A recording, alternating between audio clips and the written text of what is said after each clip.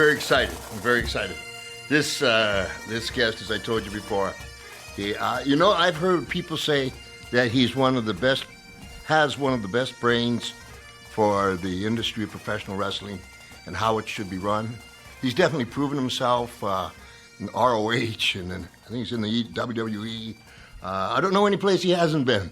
He likes to play tennis, and what I like about him is he throws heart and soul into it. So, ladies and gentlemen, without further ado, the great Jim Cornette. Yes. Yes. And maybe one of the greatest managers. Go. Thank you very much for having me back on the program. You know, usually one time it's like my parents only had one child, and I always thought that they just couldn't possibly top me. And actually, after they had me, they said, no, we can't do this again. So after I did your show once, I'm so glad to be asked back, and your co-host today, Earl. I understand, Earl, you're a Canadian. I'm a comedian, but you can call me a Canadian. I thought you were a Canadian. That's what they said. Jim, that's perfect. Listen, they've got Earl's his co-host today. Roddy's got a co-host. He's Canadian. That's what I. But hey, I'm sure you're funny anyway to all your immediate family. Don't be so sure of that, Mr. Cornette. And my co-host, one of the greatest comedians and a encyclopedia of pro wrestling, Earl Skakel. Well, Mr. Cornette, I don't get the chills from talking to anybody, but I am with you. I loved you in that fucking tennis racket.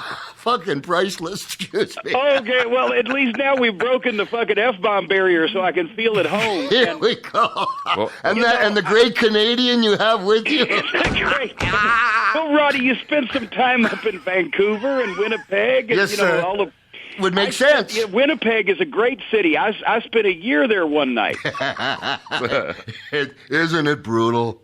Holy cow. How come you call me honey in the bush and old slut on the street? That was Canadian. Never mind. You'll be Canadian. They'll understand. I thought you were doing a Kamala impression. No, but I'm going to bounce right over it because I said too much. How you been, Jimmy? How you been, bud? I've been great. I'm doing wonderful. Better than some people in the wrestling business these days. That's great. That's everybody. There's so much going on. It's a very unstable time right now in pro wrestling. And just for the fans, Jim Cornette also, everything's arguable, but I don't know how you're going to argue it. One of the best managers ever. So he's not only got a mind for the business from behind the scenes, but he also knows what he's doing in front of the camera, and that's hard to find. Well, I appreciate that, Roddy, coming from you, because you've mastered most everything to do with our industry and points beyond. Television, movies. Yeah. You got the perfect face for radio. No, I kid. I'm sorry.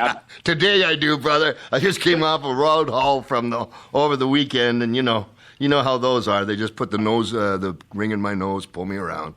Well, but you talked about the business being unstable right now and in transition. Actually, used to it was the wrestling business was stable and the people running it and in it were unstable, but in a productive way. And now I get the picture. I hate to beat up on the Southern Flower, but I get the picture last week of Dixie Carter running around the Carter estate somewhere on the outskirts of Nashville, where the polo ponies are roaming free, and she's wringing her hands and running around the estate screaming, "Oh, Lord and M, the Twister is coming. What shall we do?" You must pay the rent. You must pay the rent. I can't pay the rent. I can't pay the rent. Hey, Mr. Cornette, if a TNA house show fell in the woods, would anybody hear it? Well, no, actually, the squirrels would be upset, and they'd bring back the tickets they bought to last month's show for refunds. Now, I hear that, I don't know if it's true, there's this kind of rumor that TNA, of course, has gone to Destination America, but their contract is not going to be renewed. And I don't know if there's any truth to that. It's just on the rumor mill. Actually, I did a report on this last week on my humble podcast, The Jim Cornette Experience. And if you go to JimCornette.com, we'll tell you everything about me. My police record is up, and it's so informative. But in all seriousness, I talked about it last week on my show with Dave Meltzer, and who had broken the story. And basically, from what it appears at this point, Destination America sent an internal memo out saying that TNA Wrestling would not be being renewed, picked up, whatever the industry term is, in September when their out clause comes into effect. And that sent kind of everybody in TNA into a tizzy because Dixie knew about this apparently beforehand, but had not shared that information. Okay. Yeah. With almost anybody else working in the company. So they read it on the internet and were somewhat suitably chastened, as you can imagine, Roddy, with your years of experience when if you found out that your promotions TV was going away by reading it in the newspaper, you would have been, little stiff there, huh, brother? Hey, what bounces more, Mr. Cornette, a basketball or Dixie Carter's checks? Now, wait a minute. That's the Canadian talking to you.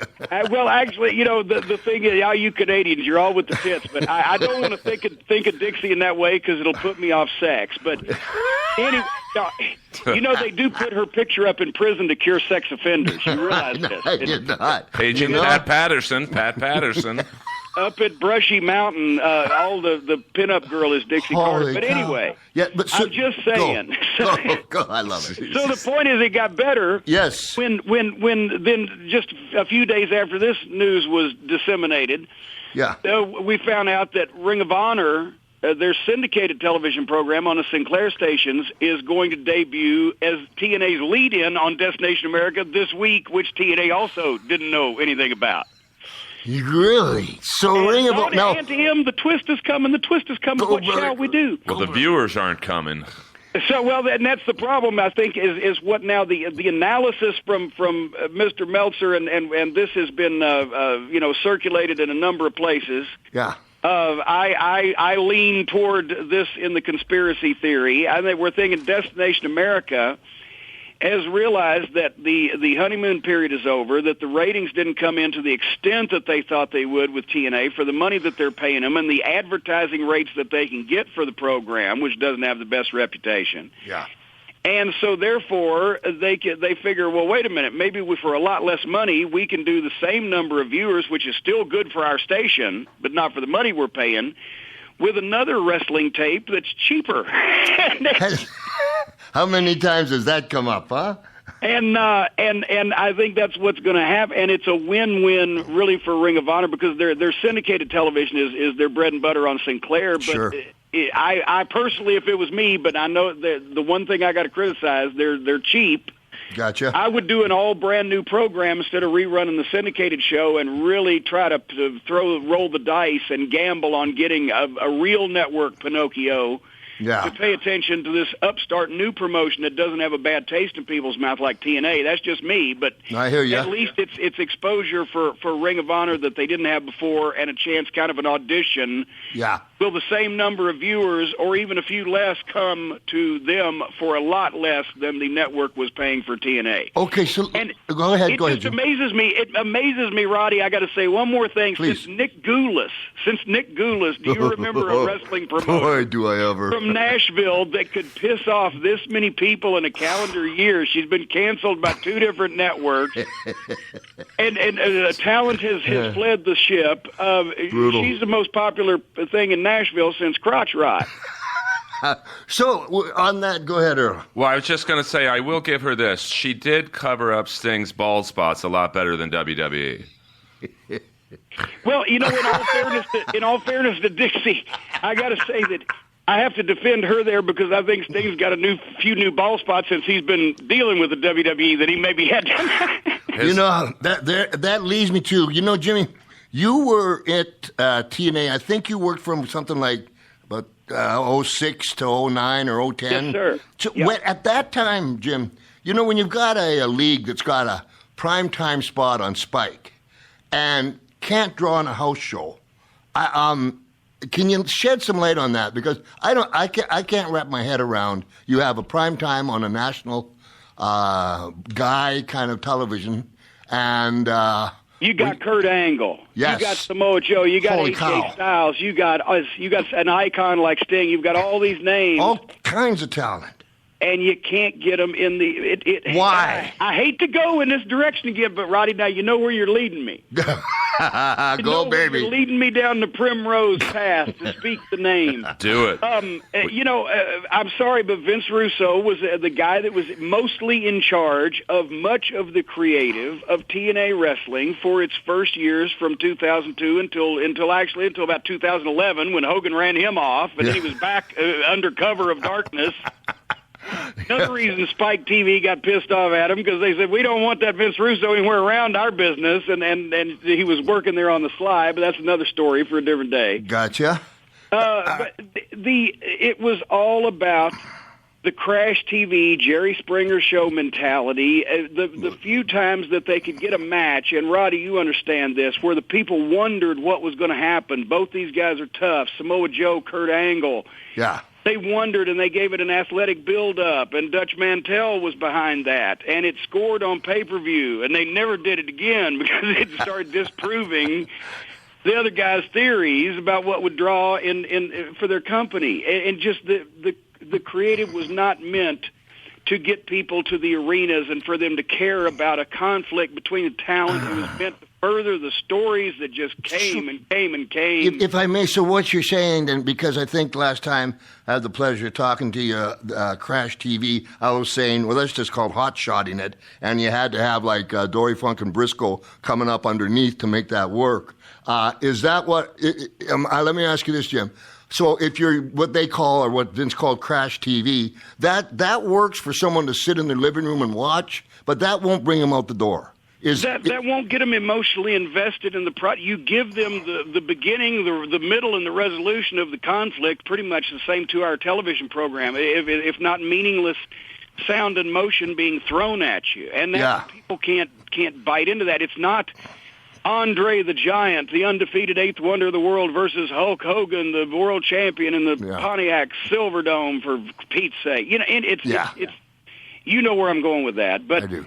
Unfortunately, TNA has never been able to get out of that mindset, and I think that's. But at the same time, Dixie Carter, in the 5 years since Jeff Jarrett was removed from any decision-making capacity in that company, Do you think that was a good idea? Every decision she has made, if you look back on it, has been wrong. And I'm not trying to dogpile on this woman. Goodness knows there's football teams ahead of me in that line. And one Canadian comic. And a Canadian. But every decision, from the high-priced talent that they bought and overspent, to the change of nights on the network, to the change back, to the going on the road and spending more money, basically every decision has been wrong because you shine a flashlight against the wall and you get her attention. This is what we got to do now. Gotcha. But at the same time, I don't want to just dogpile on TNA. You mentioned Sting. Yes. Let me just do this, if I may, Jimmy, just to keep you on a certain track, was to finish up the Russo. You had to work with Russo at TNA. Sorry about that. And my sympathy. And the big factor was TNA's failures, and then there was some other big issues. Was it one of those points where one guy couldn't leave his ego at the door? Between me and him, it was one guy couldn't talk out of just one side of his neck. Actually, okay, I got that at one summed up. Quit pulling punches, Jimmy. That's the problem between me and him. But that's the thing. Is ultimately, I guess the buck stops here. Who was that? Harry Truman. Well, the buck stops with good old Dixie. And gotcha. And that's where I was going. You mentioned Sting and Did you see WrestleMania 31? Well, yeah, that's what I was going to say. The difference in how Sting was used in both places is remarkable, because in TNA he wanted to retire year after year. They wouldn't let him. They loved him. He was a great employee. He worked his ass off, right? Yes. They'd give him stupid money every year to stay. Yeah. But I think they should have given him stupid money for 5 appearances per year instead of 25 or whatever. Like Lesnar's doing. It would have made him more special, but then the WWE, I figured, they're going to do it right. They're going to bring Sting in, big WrestleMania moment, boom, boom, boom, and he loses. It becomes the focus of the WCW versus WWF. I didn't understand what they were doing. Well, because I've always said, Mr. Cornette, I mean, Triple H's character the Monday after WrestleMania is the same, win or lose. So versus this weekend, they had Kevin Owens beat John Cena. So now everyone is interested in Kevin Owens and go, who is this guy? And I think the same could have been done with Sting. A lot of young fans don't know who he is. So now he's just the old guy who lost to Triple H. You know what, though? It's the WWE's responsibility for that kind of money. If they're going to bring a superstar, the last holdout, Sting from the TNA or Impact, and bring him over, they should have put him in the position that he deserved to be in, where the fans saw him as an icon, and then take the business from there. It just, in my opinion, exactly. Go, Jimmy. The first impression, it shouldn't have been a loss. You wouldn't want to bring Sting back and make him one of the boys. Quite the opposite. You'd want to make him an icon. You'd want to make an appearance special. You'd want to bring him in, give him his WrestleMania moment. He don't have to beat Triple H. If you don't want him to beat Triple H, don't book the fucking match. No kidding. Do you suppose does it come to win, to get his glory, and then have Triple H say, "Well, WWF was better on Monday nights," and do that business later? Do you think that match was all about the ego of the WWE and the old war? I think they made it that way because for whatever reason, they obviously, if it had been me, I would have been going for a multiple date. Hell yeah. Contract over a couple of years with Sting. If they didn't have that before they went into WrestleMania, they probably said, well, then we'll just do this. Well, I don't know why they wouldn't have that. Oh, yeah. I mean, all the run-ins at the end, seeing Hogan and fucking Hall make Nash look like a speed burner. It's like, I don't want to see Billy Gunn and. But Mr. Cornette, let me run this by you. Instead of the DX and NWO saving him made no sense. It's like a Blood saving a Crip. They were never aligned. Why not have Goldberg come down, clear the ring, and the crowd pops? Well, why not have monkeys fly out of my ass while you're at it? Because you got to get Goldberg to agree to that. Well, I'd pay to see monkeys fly out of your ass, but. Well, in that case, we could, let me know when you'll be in Louisville. We could arrange something. But, but you're right, because Sting, again, being the last icon, first of all, you didn't have to book him against Triple H, number one. And if he came in and he got beat in the middle, to me, just that's personal. That's not business. Yeah, and besides that, it devalues the property that you own in terms of the video rights for all the DVDs you can release now that you own Sting and his likeness. And then one thing that has always bothered me from the beginning of my career is you'd see some wrestlers, they'd be watching the matches and they'd be smoking cigarettes in front of the public. On this particular one, they went through the whole Triple H Sting match and all the festivities with it. And 25 minutes later, you see Triple H all coiffed in a suit with somebody else doing an interview like, nothing ever happened. He's out there with a fight he was in. I'll tell you. He's out there with Rock and Rousey already in another fucking angle. And meanwhile, the next night on Raw, they got Sting buried in an angle with Bo Dallas, who's like the modern-day Mike Sharp. Oh, my God. But does he do the bleachers? Well, not quite. But where do you think they go with Sting now? I mean, now they've ruined his home, apparently. Go home, baby. Go home. I don't think he would have if they've got him back in WrestleMania 32 against The Undertaker, which he'll lose that one. Well, but now, see, everybody was wanting to, and that's the same thing I said. Everybody was wanting to see The Undertaker versus Sting this year. Yeah. What's the finish? Why would you want to see it? Because one guy has to lose. Undertaker, then it would be 2 years in a row. I didn't agree with that one either. No, Rock me neither. Need it. You know what? Mark deserved it. Mark deserved to be undefeated at every WrestleMania. He deserved that legacy. And you could bring him back for 15 years just as a specter floating over the stadium if he'd never been beaten, and it would get That's the right. biggest pop of the night. Right? Absolutely. But anyway, I digress. Point is, so Taker ain't losing 2 in a row, and once again, why would anybody in their rational mind beat Sting the first time at WrestleMania? It didn't make sense. Didn't make sense. Also, one thing that was interesting in WrestleMania 31 was, the sun hadn't gone down.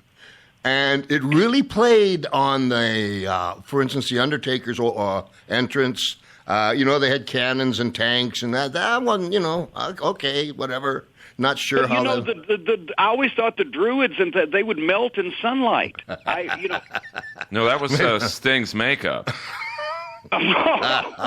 Kaboom! Hey, Roddy, I was like Wahoo McDaniel when he used to have the spray-on hair to cover his bald spot, but in the armories in North Carolina in the summertime, he'd start sweating black down his, like, shoe polish on his face. The first about 5 times I wrestled Wahoo, the 5,000, 5 times, like, boom, and I'm on. I come back, I got all this black shit on my arms.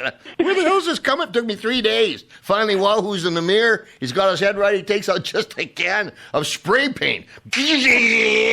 Does it, and away he goes chopping. Isn't that the truth? I don't know what kind of damn paint it was, but eventually turned me half black. Well, I thought he was doing an Badoom, that's a badoom. I thought he was doing an Al Jolson angle. No. Oh, Please, baby Jesus. Send your cards and letters of complaint to Canada. No, send them to @JimCornette.com. Hey! Nice. So, what would you do with Sting if indeed they have him back for WrestleMania? I heard that they had a 2-shot deal on Sting this next WrestleMania. What would you do with him? I think at this point you would try to rehabilitate his image over the next year. You would show videos of on an ongoing period on Raw, etc., where you detailed his career and his big victories and etc., and announced that he had decided after his defeat, at WrestleMania, that he decided it was time to hang it up. He's had a great career, and have the retirement match. Nice. Because it's not like you're going to do a big program anyway. So what's if instead of having 3, maybe he has a retirement tour. Maybe he goes, sure, to selected house shows that mean something that you publicize, like Los Angeles because he's from California, sure, or Memphis, what meant something to his early career, or whatever, and put him over. Put him over and have and sell a DVD of this incredible year-long farewell to the fans, and have his final match at WrestleMania. Let him win the fucking thing. Yes, absolutely. And then you've got a television special, you've got a DVD, you've got a year-long with several key appearances and at Raws and etc. And you can build some kind of conflict with somebody that certainly can take the loss that they usually, they hand out. I bet Dolph Ziggler would love to be a human Super Bowl for Sting in his retirement match and would tear the fucking house down. Dolph's working good, isn't he? Oh, he's a Louisville boy, OVW, and I always knew he was going to be good. He was a great athlete. Never knew he was going to be the second coming of Kurt, just impeccable in everything he does. Yeah, I like him too. He's really good. Who else in the WWE do you like now? That's a future. Now, Roddy, I talked to your producer, Ray, your poor put-upon producer, of the poor put-upon producer of the Piper's Pit podcast. Yes, sir. Who, he said, you might have to watch a little of the current product. I'm like, for Roddy, maybe, okay, but I do occasionally glance. There are some things I see, and obviously, I'm heartbroken for Daniel Bryan that he still ain't got his injury situation cleared up. He's a good kid. That he finally got it and, can enjoy it. Hey, Jimmy, let's just pause there for a second because, that kid, with the way they have him in restraints going to the ring and, they're told what to say, what to do, that kid slipped in a yes somehow. And he had, and you know what? God bless him. And it just burst all over the world. Yes, yes, yes. That's the way you need to handle your career. You can't have somebody telling you how to get over all the time. And when they did the yes thing, I was so proud of him. The fact he got a broken neck, I don't know where he goes from here. Well, the part of it that that you can't replicate. Nobody else could have done that particular thing is because he's like Mick Foley. People genuinely like the kid. Yes. You can tell he's somebody that you like, that he attaches himself that way. Whereas in the old days, real top heels were guys that you were scared of or you were mad at or you wanted to really choke. Yep. The real top baby faces were guys that for some reason you could tell you just liked them. Yeah. And then he goes out there and performs at a high level. So that, so I feel bad there. I'm obviously, I'm interested in Samoa Joe, who I've been a fan of for a long time. I guess he just signed a contract now. They've snatched him away from everybody. They were bringing him in like they were dragging him in the door a little at a time, like maybe Vince wouldn't notice. Like Vince wouldn't notice. Another fat guy you've signed to my company. What the hell? Where's Sid? One step every half hour, kid, and just stand still. They'll think you're a tree. Yeah. Either that or like the old days when you're trying to get in the movie theater without paying, he just walked in backwards. Right? That's it. But how do you think he feels? How do you think Samoa Joe feels about having to go to the next NXT and start there in order to get the WWE? Samoa Joe is pretty polished. I don't know. I can give you two answers. One is the real one. One is the comedic one. The comedic one is after he's been in TNA all this time. It's like he just got off Devil's Island. He'd crawl through hell with gasoline underwear on. I've been there. In all seriousness, I've known him for a long time. He's a smart guy. He's a college-educated guy. He's been tremendously talented, but he knows that he's been hamstrung he got stuck in TNA because that's how he could get over and get on national TV. Yeah. But then they got such a reputation, and WWE didn't want to take anybody, that he was stuck there until finally they just couldn't afford him anymore. And now he's revitalized. I think he wants to go in there. Probably he's got friends there. I think he wants to show everybody not only can he be a top talent there, but he'll probably end up being one of the coaches, probably, before it's over with, if he stays there that long, because if he's motivated and he's a big, bad Samoan son of a bitch, he'll get in the ring and tear it up enough to where I think he'll be on the main roster. And, and I know everybody's going to be saying, well, he didn't like Kevin Steen, he said, was overweight, but Samoa Joe. That's a different thing. If you get that Samoan on top of you in a fucking shoot, it'd be a different thing, is all I'm going to say. And big hips on you. I've been there. Yeah, you know what I'm telling you. Haku wasn't a fucking Barbie doll either. But Joe has so much more to him because he's not the stereotypical, Samoan savage. Although somebody tried to make him that in TNA, put a fake tribal tattoo on his face that kept smearing off and fucking had him back coming out with fire dancers. He told me one time, he said, I'm a college-educated motherfucker from California. I'm coming out with fucking fire dancers. What? Well, I think they were trying to rip off Umaga. Well, of course, they were trying to rip off something that was halfway successful. They just, in going through the next, how do you say it? Next NXT. NXT. Just spell it, Roddy, but leave out the vowels. Spell it, leave out the vowels. T-shirt. That was a shot. Without the vowels. Okay, NXT. The whole NXT thing, I'm looking at it like this, that what they're doing, what the WWE is doing, is they are constructing the kind of person, the kind of corporate wrestler that they want, and they're going to weed through them, and those ones that will come into the cog and with grease and be quiet and do what they're told will be the ones that make it. The other ones, where you go. It's a great way of having a breeding ground for WWE, and again, to try to close off the market. Well, yeah, and the other byproduct, I agree, that's exactly what, that was their original, probably their only intent, but now they've got two, that one and, hey, we've just discovered that we can sign up all the independent wrestlers that just run our own independent wrestling and with a big budget. It's like, but they're going to find out it's going to be like if Joan Jett and the Blackhearts had actually been signed to CBS Records, they would have changed "I Love Rock and Roll." They put it out themselves underground, and it caught on.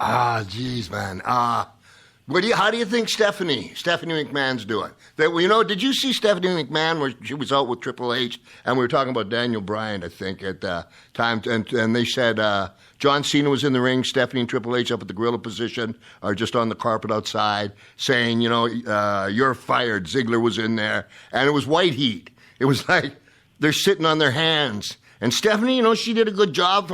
She looked like a witch. You're fired. And, and then you could see, and then all of a sudden, confetti just happened to be on the roof and all coming down. And, and then you could see Stephanie realizing that it's not working and that, oh shit thing setting in. And so she kisses Triple H. And then the next thing they do is with the Battle Royal where Bryant gets eliminated fourth and they boo. I've never been in a Royal Rumble, I'm not sure which it was, Royal Rumble or Battle Royal, where they booed through the entire... I don't know what that's like. I can't imagine. There's nothing I wouldn't have done to make them... To turn them around, even if I had to jump into the crowd, into the concessions. We've done that many times. I don't get it. Well, but Roddy, here's the thing. You started off about Stephanie, and that's what it comes back down to, because you wouldn't have done that there because you knew that Stephanie McMahon, the overlord of WWE, would come out and emasculate you in front of the people by yelling at you on Raw. Yeah, and dressing you down and shaking her finger in your face. Lots of luck. And, when I was a kid, I'm just going back once again, when I was a kid, when I was a fan, I was scared of the wrestlers. Now, the opening match job guys, they were there to be schlubs. Okay, you didn't have to be scared of them. They're going to get beat anyway. And there was a few pretty boys on the card that you were like, well, all the girls like them, but I don't know. But most of the guys, baby faces, heels, you thought, well, these guys might punch you out if you fuck up. Yeah. Now the people every week watch the daughter of the boss or whatever she's presented as coming out and telling these wrestlers, well, now I'm going to fire you and you won't be able to support your family because apparently they don't pay well because 2 weeks out of a job there, you're dead, mate. You're in the bread line. Yeah. You're selling pencils in a tin cup on the corner. So you got to stay away from that. But the promoters, especially females, because your audience is primarily male and they're watching a woman. Yeah. Tell the guys what to do. I don't get it. They even had one where Triple H is in the ring, and he was talking to some wrestler, whatever was going on, and the wrestler was, just kind of debating with Triple H, and Stephanie comes down, mounts him, gets him on the ground, starts grinding and pounding and pounding and grinding. Hang on. Is she coming back in the pay-per-view? Why is she beating the wrestler up? You know what? That's strictly ego. There's no business there at all. Oh, well. No, there's no. Are you bringing Stephanie back? Nah. What's the point? But, actually. You don't want to touch that. When you think about it, Roddy, have you ever seen a time in the history of the world, boxing, wrestling, mixed martial arts, where the two biggest box office matches would both be women, Ronda Rousey and Chris Cyborg and Ronda Rousey and Stephanie McMahon. Yeah. Hey, Cyborg's a good dude. Lay off of him. That's a Canadian talking to you. Oh. She was Bruce Jenner before Bruce Jenner was Bruce Jenner.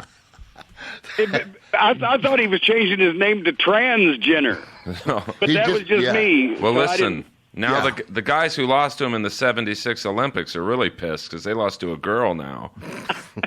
I don't know what. I'm going to be quiet now. No, jump right in with those abstract things. I love them. Keep doing what you're doing. The folks in the coats will be here in a few minutes. Yeah. They're coming to take me away. Okay, so Jimmy, are you going to come back to wrestling? Well, it just depends on the date. The words full-time will never be applied in front of anything that I do ever again. But on certain nights when the moon is right, and I take a bite of Wolfbane. There's little...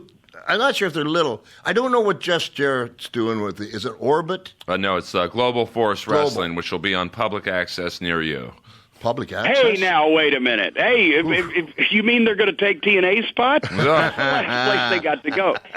No, I'm actually going to be on the first Global Force Wrestling live events down in Jackson, Tennessee, Knoxville, Tennessee, and Bowling Green, Kentucky in June. You can go to JimCornette.com and click on events and appearances, tell you all about it. Yep. I will be the visiting legend, signing autographs and meeting the fans and watching an excellent night of wrestling where people other than me get beat up. There you go. What's the date on June on that? June 12th in Jackson, Tennessee, June 13th in Knoxville, Tennessee, and June 21st in Bowling Green, Kentucky. Holy cow. That's where Carpenter's from, Bowling Green. John Carpenter, the director. Did you know that? Are you aware of John Carpenter? Oh, my God, Halloween, Yeah. and I know about your dealings, Sure. but Halloween was my favorite modern horror movie of all time. And he not only directed the movie, but wrote the theme, which was fantastic. Yeah, he started in Bowling Green, Kentucky, and he started as a writer for Pro Wrestling Illustrated. That's how he got his start. Right? I did not know that. Isn't that cool? Well, in that case, is that with a common factor that he and Adrienne Barbeau had in common because she was Miss Wrestling on Roy Shires' San Francisco program? Yes, she was. Yes, she was. And so they bonded over wrestling. Oh, baby Jesus. I bet they did. Mostly was just bridging. Tongue wrestling. Okay. And moving that on. So, like, full-time is out of the question. I get that. What do you think about the guy from Smashing Pumpkins coming in to save the day? Well, actually, I've talked to Billy Corgan in the past a little bit. We don't know each other well, but we had several conversations when he would be at some TNA events in Florida, and I've seen him at a couple of other wrestling events. And he's been a dedicated fan for a long time, and he keeps in touch with the product. He knows what's going on in the wrestling business. He's obviously a creative guy, and he's obviously an intelligent guy. Yeah. He has absolutely no experience in wrestling except for the brief period of time he partially ran a promotion in Chicago the last couple of years. Yeah. But at the same time, most of TNA's product over the past several years has looked like it was produced by someone with no experience. Just stop it. So, but no, I think here's the problem. Now, if he's losing his TV, we may never know, but if they brought him in to be the head of creative, to have a vision, to have guys he wanted to use, to have a place he wanted to go with them, and other people to do what he told them to do and execute his plans, then I would like to see what he has. If they just brought him to be on the team, and thank you, Billy, for that, like I used to do with Vince, the ceremonial turning into the papers. Mr. McMahon, here's your format. Thank you, my son. Crumple, crumple, throw.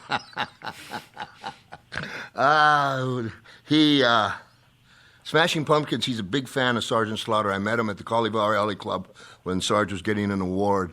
But, getting in the business is one thing and knowing about it. How many people do we know that sunk a lot of money into the business but really didn't know it from the guts out? You got to know it from the guts out, or have your best friend watching your back that can defend you. Over the last 20 years, it's been this motto: the people that have the money don't know how, and the people that know how don't have the money. There you go. Amen. There's somebody coming into Las Vegas and shooting like 3 shows, boom, pounding it out and going back to Oregon. I think Jeff Manning is the guy's name. And there's these little kind of territories that, this is what I see. I see an opening, Jimmy. I see an opening where TNA is going to go where they are. WWE has got this certain product that appeals to this certain type. But I see something, just like this podcast we're doing, I see something that up there that hasn't been tapped yet. That it's a matter of, I have the idea in my head. It's a matter of bringing the fans to a whole new, higher and authentic level. And I think that's the next place. And that has a lot of interaction in it. It has a lot of, it's got, it's open to be something. It's open for something new to come along. Yes. I just don't know yet what that thing is. But what I'm afraid of with the current situation is Ring of Honor's taken over from TNA as number 2, but only because TNA fell, not because Ring of Honor significantly rose. The bar is getting lower for everybody else, but there are more companies getting visible. One has a lucha style. One has a pure wrestling style. One has a cheap sports entertainment ripoff style. One has, a really micromanaged, the independents that aren't even on television yet, where the people really have to be into it. Are we splintering? Are we having too many genres within the genre of pro wrestling to where any one of them can't be as big as you need to be to get to a national level? It's a good point, though, if you take Lucha Libre Underground. Lucha Underground, or whatever the name is, they are going to just a certain population, and Del Rio Network. And then I heard that they just had the girl disappeared. Did you hear about that? No, tell me. What about your Canadian? Well, no. Are you talking about their audience? No, that happened a few weeks ago, legitimately on the program, apparently. And I read this, I did not see this, but this was a description of the program. It made a number of places. The heel owner, who is an actor, not a wrestling personality, but an actor hired to play the heel promoter, is talking in his office to one of the women personalities, whether she's a wrestler or whatever, some description, I don't know. There's some conflict there. He says his lines, and she disappears. The camera trick, the old Samantha Stevens, Bewitched, boom, she's gone. She's gone. And they sell it like she really disappeared. They're trying to tell people that she disappeared. It wasn't like a wink or a nod or a camera trick. It's part of the story. She disappeared. She disappeared. Maybe right there, I'm gone too. Yeah. You lost me there. After that. You lost me there. She disappeared. Yeah. It was like the time. Do you remember McMahon was going to he was going to get blown up in the car, but Eddie had died. When I walked in the arena, I was late, and the whole roster, including Vince, was coming my way and says, "All right, I need you." I didn't, I loved Eddie, but that whole thing in the car with Vince getting blown up, like I don't know how it was going to come across. I thought they did a pretty good job of that one where. Vince was getting in the car. They did a great job of making it look like he got blown up in a car, but then the problem that they had the next morning is Vince McMahon got blown up in a fucking car. And there he is in the office. That's like the old Bugs Bunny cartoon where Daffy Duck keeps trying to top him on the vaudeville stage, and finally he drinks the nitroglycerin and sets it off and blows himself up, and his spirit is going up to heaven, and he says, well, that was the greatest act, but the one thing is, how am I going to top it? You think he's going to heaven, do you? I think he's going to get real red. Holy cow. So many things. I need to take a break. We'll be right back with the one and only Jim Cornette and the Canadian. I'm Canadian by penetration. The Canadian but great comedian Earl Skakel. We're back with Mr. Jim Cornette. Yes. It's been fantastic. Just going over, I had to take a break, pay some bills. Jimmy, do you think that there's any rescuing TNA? At this point, it's not really about rescuing. It's about, after 12 years, they're worse off than they were 9 years ago. You never want to see people lose their job, but at this point, how can they continue to afford, a large number of wrestlers, high-quality wrestlers, et cetera, et cetera? Would it be better to just get them out of the way and let someone else take their place that might have a better shot? Yes, probably, yes. What would you do? If I was who? If you were Jimmy, okay, if you were Jimmy and TNA is about to get kicked off at Destination America, and you're looking at it, you saw an opening, what would you do?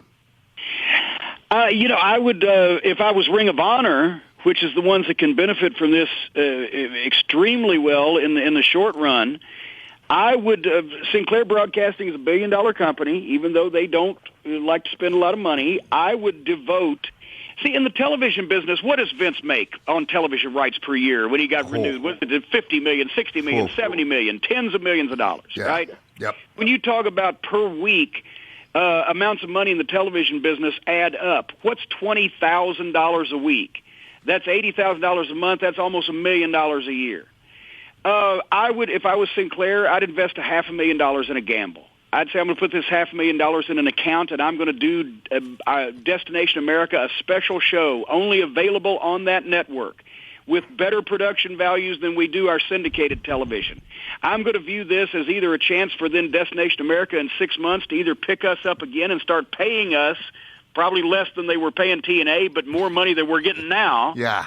Or I will look at this as an audition on somewhat of a national television platform for a real network like Spike to pick us up and give us real rights fees so that we could actually do a big-time production that could be possibly competitive. That's if I was Ring of Honor, that's what I'd do, but I would have to be Sinclair Broadcasting, and that would cost them to spend $500,000 to see if next year they started getting paid $25,000 a week for a television program. That's $1.25 million a year. Yeah. So gamble $500,000 over 6 months and do their own show. See what happens. That would be me. Gotcha. I think that the Ring of Honor deserves it. I'm not. I got a chance to go down and I saw those athletes, and they're great athletes. They all had great. Their attitude was right on. They're all very respectful. I don't agree with that particular style that they have, but I think if someone was to come there and get them someplace down the middle, and you take them to Destination America, being that they're already on Sinclair, now, Roddy, I'll tell you, I tried when I was there to get them the gear back just a little bit, and the fans nearly burned me at the stake. Really? Oh yeah, they don't like to have anybody monkey with their matches, but the talent deserves it. They're great guys. They do have, since you've seen them, they do have some veterans that they've brought into the mix. Guys like Christopher Daniels that have been places, one of the best workers, especially for his age, anywhere in the business, any promotion. Yeah. But the talent deserve it. Their live performances are amazing. They hit hard, but they also they're technically brilliant, and then they keep a certain amount of styles, like the European World of Sport style and the old style. Some of the guys really study that. They keep that alive. So that they make a positive contribution. That's the quirk that I had with Sinclair Broadcasting all along was the level of commitment because do you want to spin your wheels and just be there, or do you want to take a chance at being something special? Ring of Honor still has a chance. They're new enough to make the first impression on a mainstream basis that TNA has not ever been able to do, and it's too late for them now. But they got to hurry up and they got to get out there. Yeah, that's what. Go ahead. Because you can't just sneak in. No. Well, Mr. Cornette, what do you think about this wrestling promotion? If I got the seed money, I want you to run it called Cock Ring of Honor. He's a Canadian. I'm afraid he's going to get deported if he keeps coming up with stuff like this. I've seen Vince Russo come up with worse. Well, that's like being the nicest guy in prison. Never mind. It's just I've seen Vince Russo come up with worse. It's like, well, you might not have been in a plane crash. Somebody might have just nailed your balls to a step stool. Well, okay. How about you? No, go for it. In my neighborhood, some people might like that. Hey, I'll tell you what, when I was a kid, I lived in a tough neighborhood. It was so tough the muggers didn't shoot you. They inserted the bullets manually. That's a tough neighborhood, tough guys. Oh, I'll tell you, at the restaurant on the corner, the menu, they had broken leg of lamb. Well, let's just say in my neighborhood, the Billy and Chuck gay wedding angle went over real well. That was the one place, right? the one place. Tell me this. Eric Bischoff. I heard Eric Bischoff and Jason Hervey are suing. Do you work good with Eric? I don't know. I've had limited involvement with Eric for our entire lives. Gotcha. The first time I met Eric was probably spelled the extent of our relationship because I had gone back to WCW from Smoky Mountain Wrestling when Bill Watts was in charge. Yeah. And we had done an angle on television on TBS, and the angle had been edited when it was aired. And little birdies told me that Eric Bischoff's one of the people who edited it without mine or Bill Watts' knowledge because he was jockeying then. That's when Watts was fixing to go and he was fixing to come in. So he just went in behind you and clipped it. I called him over at Super Brawl in Asheville. I said, Eric, somebody has buried you to me. Would you like a rebuttal? And he was, I said, somebody told me that you edited the angle that me and Watts did on TBS. Well, yes, you said some very stiff things about the company and some things, blah, blah, blah, because we did an invasion angle, and we were trying to make people think it was a shoot. Okay. We were from another promotion. We're fighting at Rock and Roll Express, blah, blah, blah. And I said, well, Eric, I cleared all of those things with Bill Watts, the horse's head, so I didn't know that I needed to include the horse's ass also. Since Watts was gone, I said, don't worry, we're not going to be back. And other than that, Eric looked at me sideways when I was doing promos at the power plant with Ole Anderson and his son Bryant, when Bryant was going to work for me after they fired him in WCW. Yeah. They fired Ole 4 days later, but he did it on the phone. Bischoff hadn't been to the power plant in 6 months at that point, right? Ole has me come to the power plant in the parking lot to shoot interviews with his son for my television, Smoky Mountain Wrestling. Yeah. Within 30 minutes, Bischoff pulls up in his Corvette, calls Ole into the office. I'm standing there talking to Bryant. Ole comes out 20 minutes later, maybe less. Yeah. Bischoff comes out, gets in his car, drives off. I said, Ole, what happened? He said, I walked up to him. I said, all right, Eric, I know you want to fire me. Everybody wants to know what's going to go on. What are you going to do? I think you're using poor judgment talking to Jim Cornette. He's giving my son a job. You know, remember my son Bryant, the one that you fired. Well, I'm going to have to think about this. And he walked out and he called him Monday morning on the phone and fired Ole. On the phone? Face to face. He fired him on the phone like he fired Austin on the phone. Oh. So, phone booth Eric. Phone booth Eric. They used to call him ATM Eric when he gave the guys the contracts and for all that money in WCW. But before that, when they weren't making any money, he was known as Phone Booth Eric. That territory went from $60 million to the positive to the next year $80 million down. Unbelievable. Or either $80 million up and $60 million down, whichever the figures were. And Vince goes in there and grabbed it for $5 million. The whole library. Yeah. Really? Really, guys? Go ahead. I think, Roddy, you and me should have chipped in and tried to beat that bid, and we could have just sold the DVDs for the rest of our lives. Brother, God help them if you and I were in the territory. I mean, you knew they were in trouble when Horace Hogan and Virgil were in the NWO. Yeah, well, they just didn't want them to feel bad. They'll be left out, you know. That was more watered down than Bud Light. Nice.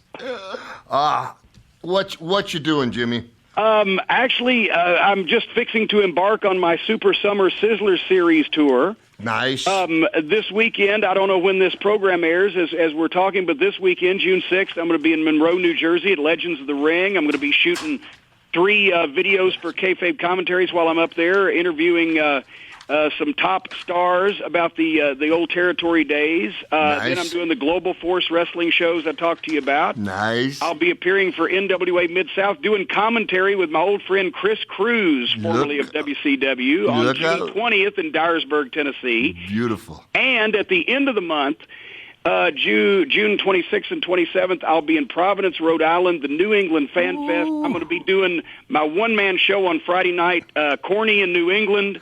Also a VIP dinner, and then the Fan Fest and the Hall of Fame banquet on the 27th. Baby and then Jesus. in July, I'm staying home at the castle. I'm going to do a lot of yard work. Boy, that's a hell of a run. How are your one-man shows doing? A weekly, monthly column for Fighting Spirit magazine, and in the meantime, I'm establishing a halfway house for young girls that won't go all the way. You're such an ass. I'd like to help You're you out. such an ass. I'm listening to you. Holy cow. Okay. I'd like to help you out with that one. Now, we have our Canadian comedian Earl, Inappropriate Earl, has, about 10 names. Can we just throw you a name and just say anything you want about it? Yes, no? That's probably what will happen anyway, so go ahead. All right, here we go, right. Mr. Cornette. Number 1. Number 1 in our hearts, the American hero, Mr. Kurt Angle. Kurt Angle, I think, is a fantastic wrestler, fantastic athlete. I got to work with him in TNA. He picked things up quicker than most people. I would say he and The Rock and a few other guys were main event guys a year or two into their runs. I worry and fear for his safety and his health with the risks that he takes and all the stuff, but he is more driven than anybody I've ever seen to tear the house down every time he goes out there. He's a good guy. He's a true pro, isn't he? Yeah, I mean, I've seen him go out and have pay-per-view matches. It would be like, 4 stars, he's moonsaulting off the roof, and then I come back in the locker room 15 minutes later, he's got an ice pack taped to every part of his body. All right. And name number 2. Name number 2, hailing from the Sudan, Abdullah the Butcher. Abby was one of my favorites when I was a kid, when I was still a fan. I loved the look. I loved the elbow drop. The whole 9 yards. I don't know if I would go as far as say I would eat at his house of ribs and chicken, but that's just me. I have. You can get great ribs and a side order of hepatitis if he's working the grill. No. Brutal. I liked Abby. I had had to be his tag partner, and Jimmy, that means I do about 30 minutes and Abby does a minute and a half. But I kind of liked Abby. My friend Bobby Fulton of the Fantastics promoted a show in his hometown in Ohio a few years ago, and Abby was actually on the card. He was in a tag match, and he never got into the ring. He got to the apron and stayed there, but he was involved, but he never got in the ring, and nobody noticed. Nobody noticed. He was still eating Krispy Kreme donuts. He had a digestive. Okay, and name number 3. Number 3. Mr. Vader. Vader, it's time. It's time. Vader, I've talked about this before. He got derailed in the WWF because Vince didn't understand why Vader was over in WCW and Japan and various places, and Shawn Michaels didn't like why Vader was over. It's because he beat people up, in a safe way. Yeah. But it was not a walk in the park working with Vader, and so he got over in WCW tremendously. He should have gotten over much better in the WWF or WWE, but he was hamstrung and Vince didn't get it when I introduced him, and everybody already knew who he was, right? So when I said, it's time, oh, they exploded. And Vince is like, well, why are they, if you say it's time, they like that. He's a heel. I said, yeah, but they already know it. You do. Yeah. There's a pretty famous story about Vader being in Atlanta in the locker room and getting ready, and Orndorff in his shower shoes, and I'm sure you know it. They made Orndorff an agent. Oh, yeah. Orndorff, for those who don't know Orndorff, is like wrestling man of war. He's unbelievable. And Orndorff comes in his shower shoes. He says, excuse me, Vader, they need you for TV at whatever. Yeah, I'll be there. He comes back 15 minutes. Excuse me, Vader, they need you for... Yeah, I'll be right there. And then the third time, I don't know what Vader said. Paul, one punch. The left hook heard around the world. Whop! Vader was down. He's kicking the shit out of him with the shower shoes on.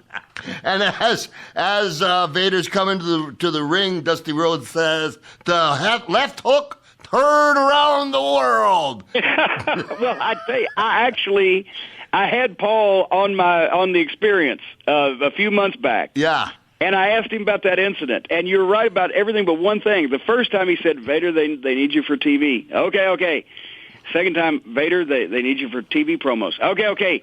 Third time it was, Vader, you fat fuck, get in here for your TV promos. And Vader took exception with that. And Paul said, well, how about take this back with you? Bam! Vader, you fat fuck, get moving. Holy cow. We used to call Paul Orndorff Oscar because he's always grouchy. But we loved him. Just back and he was not a guy. He was not a guy that you wanted to dig around with. No, not a big sense of humor. But well, I'll tell you what he does for fun. He hunts hogs, boars with an arrow. Well, is that the girl who was in the Hulk Hogan sex tape? No. Help me, Jimmy. No, that was Bubba the Love Sponge's wife. Oh, watch out! I thought it. From the angle I watched it at, Mr. Cornette, I thought it was Mark Madden. Oh, good God. In that case, please, never get in that angle again. Number 4, Mr. Cornette, since you're known for your amazing promos and putting your people in your stable over, it's not so much a person, but what was your take on the Ultimate Warrior's promos? Are you doing one right now? Yeah, well, you were warming up the larynx. Somebody asked me one time, said, how did Vince get the Ultimate Warrior over? And I said, mass hypnosis. Because it just was one of those things. I mean, the magnetism that he had, personal charisma, trying to follow a coherent train of thought in both the promo or the match, as I'm sure Roddy can attest, was challenging. Challenging at the very least. So yeah, promos maybe not so much, but it worked for him. Hey, handsome Jimmy Valiant, the Boogie Woogie Man. Oh, I love him, yeah. I don't know that he ever actually uttered a complete sentence in any of his promos, just, hey, Lynchburg. Boogie Woogie Man. But he had, Fargo, a couple other guys with him, right? Who was his tag partners? Boogeyman? Handsome Jim. Well, his brother, Luscious Johnny. Yeah. And also Guy Mitchell was Gentleman Jerry, lest we forget the unsung Valiant brother. God bless. But Johnny was a hell of a promo guy. Johnny, he's been a stand-up comic. Now, if you're looking for a good stand-up comic, and I've heard you are, Roddy, you might want to call Johnny Valiant. I should call Johnny. Hey, man. And he's an American citizen. Hey. No, he's okay. Keep him coming, Jim. Keep him coming. Yeah. You're all right, Canadian. Oh, yeah, listen, Mr. Cornette can call me anything he wants. I'm such a fan of his. Well, I'd prefer to call you long distance, if that's all right. Well, you keep up these zingers, you can call me Daddy, if you know what I'm talking about. The truth of the matter really is I go to the Comedy Store on Sunset Boulevard. It was a cruel joke by Jimmy Kimmel. I want to do this one-man show on Broadway, so they threw me in the Comedy Store. It was just like a Hell's Angels frat club.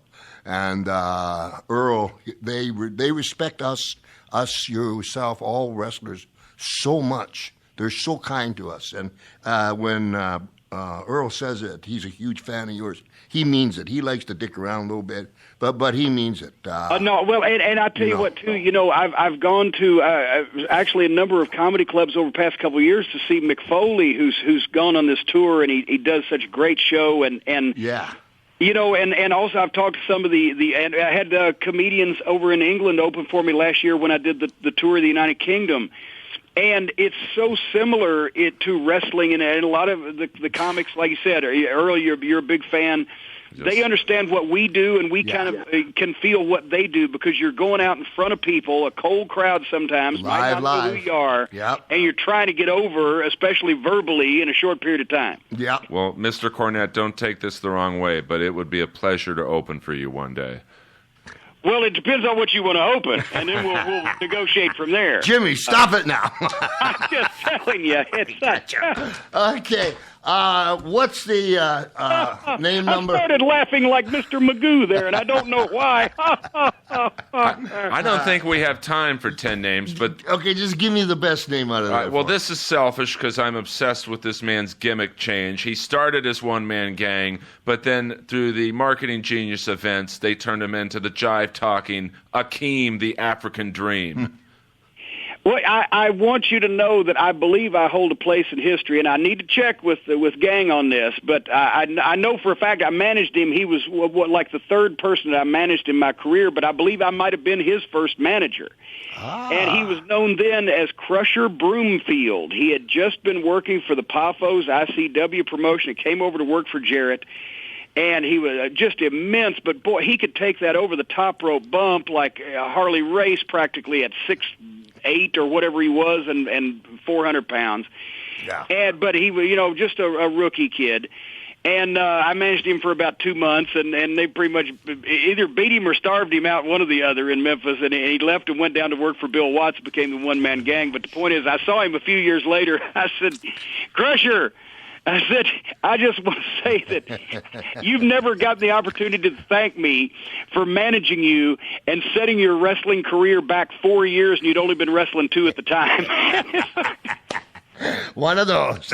Last name, go for it. We've saved the best for last. This man is a movie star, a wrestling star, and makes Sid Vicious look like Shawn Michaels in the ring. The one, the only, Kevin Nash.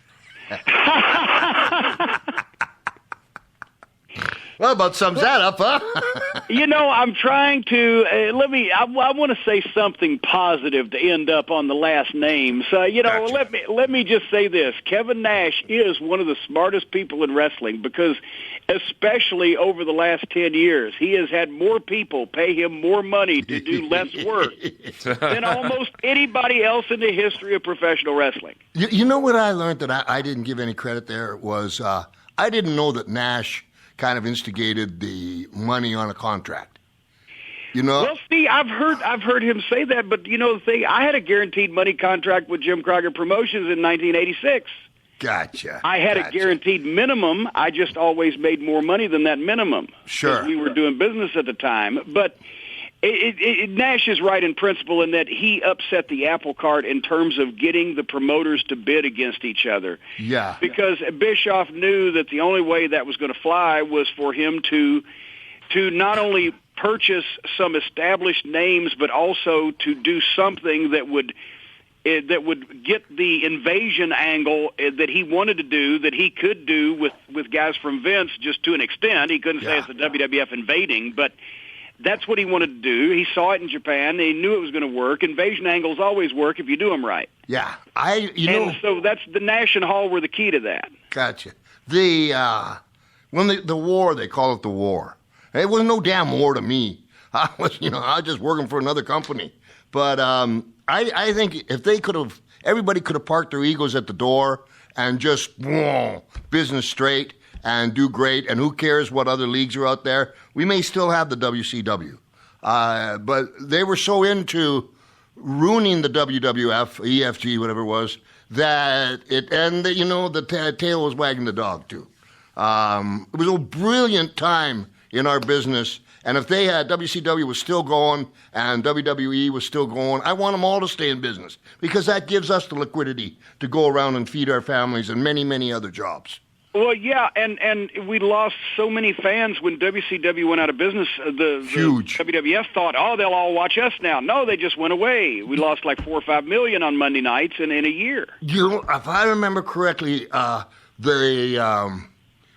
WCW went off, and they were off the air Monday, Vince's ratings went up, and you got to check it, but something like 0.7. It rose 0.7. The next week with no WCW, it went back to, I think it was averaging like a 3.5. It was like you found out your favorite sports team just lost permanently. But what you're saying, the people in Boston, there's a great basketball program in Philadelphia and Atlanta and San Antonio and whatever, but imagine people in Boston, they just came and announced, okay, you're never going to see the Celtics again. They have just lost forever. Yeah. And we're going to show you the Spurs and we're going to show you the Brave, the Knicks and the 76ers, but you never get the Celtics again. You wouldn't watch basketball anymore. No, and also they would go on, the WCW would go on and they would tell, well, this is what's going to happen in the WWE. And they would get kind of like a spoiler and then start their business. Dumbass, I think that is. It's dumbass. Well, it was a much bigger budget example of when the Poffos tried to run against Jerry Jarrett. Randy Savage spent all his time challenging Jerry Lawler instead of worrying about getting their own guys over. And giving Jerry all that press. Yeah, and so finally, then 5 years later, when the Poffos closed down and Jarrett brought Savage over and they had the match, it drew 8,000 people in Lexington, Kentucky for Jerry Jarrett. It's the same thing with the WCW. And minute when they start giving ratings away on another network about another wrestling association, they're just giving them press. And I remember this, bud. I remember Eric Bischoff calling everybody in to a room to announce something. And myself and Hogan was just sitting on like a table on the left as you came in. Then the whole roster was there. I think Ric Flair was sitting down someplace. And Bischoff came in and said, well, with the exception of Hogan and Piper, who have drawn a lot of money, you guys now got a chance to draw a lot of money because within 2 weeks, the WWF or WWE, whatever it was, is going to be out of business. And he announced it to us in there, and he didn't recognize Flair's power. So he basically said, I remember hearing about that everybody was up in arms because, obviously you can't be in a room with Ric Flair and say nobody's drawing money here except you two and not bring Flair into the conversation. That's what started a lot of the heat between Flair and Bischoff, wasn't it? Absolutely. And you see that's not, what has that got to do with the show tonight? Not a damn thing. So why get the minds of somebody, well, unless you're trying to scare them, WWE's going out of business, so you better be nice because this is the only place there is. But it was that kind of thing. It was the worst period of my career. I'll tell you that. I didn't like it at all. But that doesn't mean shit. There's lots of things I don't like. Nobody gives a damn. I like you. I think you're wonderful, Jimmy. I really do. Roddy. And I hope we can sit down, have a Coke each and reminisce and maybe we'll get around and have some fun. My Canadian